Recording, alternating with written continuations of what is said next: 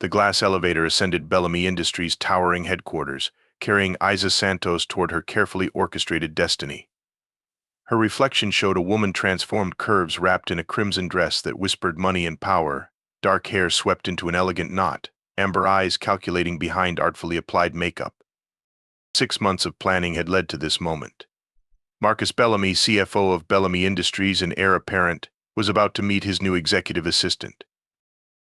The doors opened to the 47th floor, and Isa stepped out with practiced grace. Her Louboutins clicked against marble as she approached the reception desk. Isabel Santos for Mr. Bellamy. The name felt foreign on her tongue, another piece of her carefully constructed facade. Just like the designer wardrobe and polished resume, it was all part of the game. Mr. Bellamy will see you now. Marcus Bellamy's office screamed old money and new ambition. Floor-to-ceiling windows offered a god's-eye view of Manhattan, while priceless art adorned walls that had witnessed countless power plays.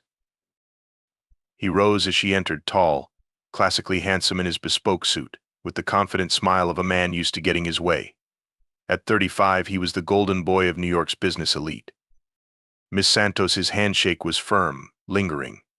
Your references are impressive. I believe in excellence, Mr. Bellamy. Marcus. Please, that smile again, practiced but effective. Your previous employer spoke very highly of your discretion. If he only knew those references had cost her contact a small fortune to fabricate. Confidentiality is essential in our line of work. Indeed, he gestured to a chair. Tell me, what brings you to Bellamy Industries? Isa crossed her legs, noting how his eyes followed the movement. I believe in aligning myself with visionaries. Your reputation precedes you. Flattery will get you everywhere, he laughed, but his eyes were shrewd. Though I suspect there's more to you than meets the eye, Miss Santos. If he only knew. What Marcus didn't see was the shadow watching through security feeds several floors below. In his private office, Damian Cole leaned forward, studying the woman who had just walked into their lives. As head of security for Bellamy Industries, very little escaped Damian's notice. Something about this one set off all his instincts. Maybe it was the way she moved, too precise, too practiced. Or perhaps it was the careful way she met Marcus's gaze, neither too bold nor too submissive. He pulled up her background check again.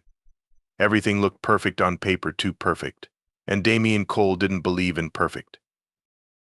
Back in Marcus's office, the interview continued its careful dance. When can you start? Marcus asked, though they both knew this was a formality. Immediately. Excellent, he stood, moving to pour 2 glasses of scotch.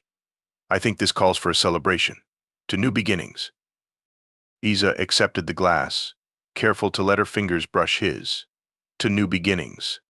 As their glasses clinked, 3 separate plans were set in motion. Marcus saw a beautiful woman he could add to his collection of conquests. Damian saw a potential threat to be investigated and contained. And Isa? She saw the first piece of her revenge sliding perfectly into place. That evening, in her penthouse apartment, Isa kicked off her heels and poured herself a real drink. Her phone buzzed with a text from an encrypted number. Phase 1 complete. Target acquired. She smiled, walking to her study where a wall of photographs and documents tracked the careful destruction of the Bellamy Empire. At the center was a newspaper clipping from 15 years ago. Bellamy Industries acquires Santos Tech in hostile takeover. Below it, a smaller headline. Santos family tragedy, suicide rocks business world.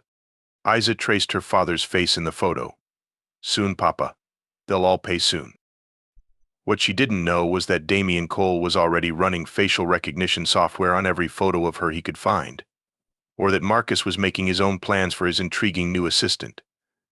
The game had begun. But none of them truly understood the rules yet. In his own penthouse, Damian stared at his screens, something nagging at his memory. He'd seen those amber eyes before, long ago. But where? He pulled up an old file, dated 15 years back. A family photo from a corporate acquisition, the Santos takeover. His breath caught as he zoomed in on a teenage girl standing behind Carlos Santos. Got you, he whispered. But instead of making the call to Marcus, he saved the file to his private server.